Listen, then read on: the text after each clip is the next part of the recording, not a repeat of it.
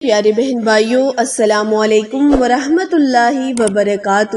آج میں اپنے چینل آپ کے ساتھ ایک ایسا عمل، ایک ایسی معلومات لے کر حاضر ہوئی ہوں جس کے متعلق اگر آپ جان جائیں گے تو آپ کبھی بھی اکیلا سفر اور اکیلا سونے سے پرہیز کریں گے۔ مطلب ہمارے پیارے آقا حضرت محمد صلی اللہ علیہ وآلہ وسلم نے اکیلے سونے سے منع کیوں فرمایا؟ رات اکیلے گزارنے اور اکیلے سفر کرنے والوں سنو۔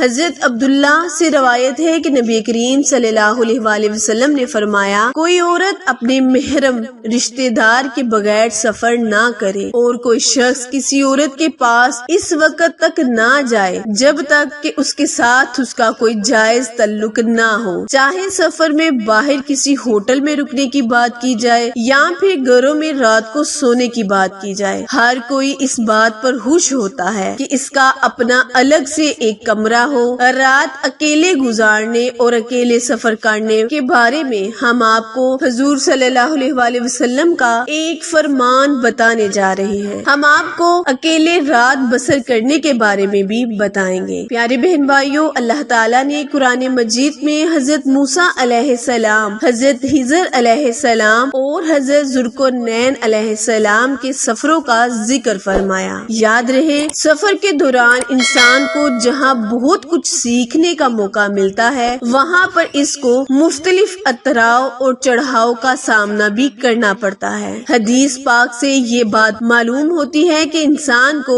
بلا ضرورت سفر سے گریز کرنا چاہیے۔ بخاری شریف میں حضرت ابو ہریرہ رضی اللہ تعالیٰ عنہ سے روایت ہے کہ نبی کریم صلی اللہ علیہ وآلہ وسلم نے فرمایا، سفر عذاب کا ایک ٹکڑا ہے، آدمی کو کھانے پینے اور سونے ہر ایک چیز سے روک دیتا ہے، اسی لیے جب کوئی اپنی ضرورت پوری کر چکے تو فوراً گھر واپس آ جائے۔ یہ عام مشاہدہ ہے کہ انسان جب دنیاوی امور کے انجام دہی کے لیے سفر کرتا ہے تو بالعموم اس طرح عبادت کے قابل نہیں رہتا جس طرح حالت اقامت میں کر رہا ہوتا ہے۔ لیکن نبی کریم صلی اللہ علیہ وآلہ وسلم نے مسافر کو یہ بشارت سنائی کہ اس کو اقامت کے دوران کی جانے والی عبادت کا ثواب سفر میں بھی ملتا رہتا ہے، جیسے کہ بخاری شریف میں ابو موسیٰ رضی اللہ عنہ سے روایت ہے، وہ کہا کرتے تھے کہ نبی کریم صلی اللہ علیہ وآلہ وسلم نے فرمایا، جب بندہ بیمار ہوتا ہے یا سفر کرتا ہے تو اس کے لیے ان تمام عبادت کا ثواب لکھ دیا جاتا ہے۔ اسی طرح میرے وہ بہن بھائی جو اکیلا سفر کرنا چاہتے ہیں، وہ بالکل بھی اکیلے سفر نہ کرے بلکہ کسی نہ کسی اپنے رشتہ دار، اپنے تعلقات کے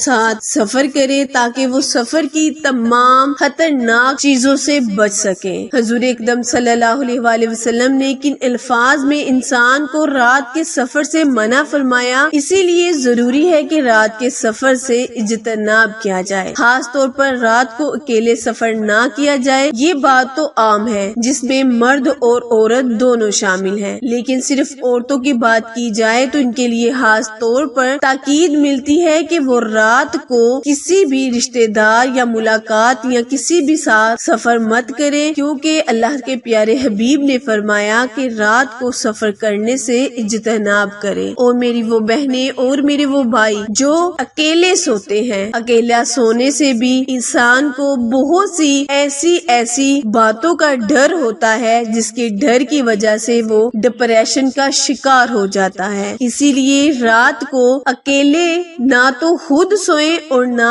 اپنے بچوں کو سلائیں تاکہ ڈپریشن جیسی بہت بڑی بیماری سے رہا جا سکے۔ نیز اچھی معلومات کے لیے میرے چینل کو لائک، شیئر اور سبسکرائب کرنا مت بھولیں، کیونکہ آپ لوگوں کی سپورٹ ہماری کامیابی کا ذریعہ ہے۔ پھر ملیں گے کسی اچھے وظیفے کے ساتھ، تب تک کے لیے اجازت دیں۔ اللہ نگہبان۔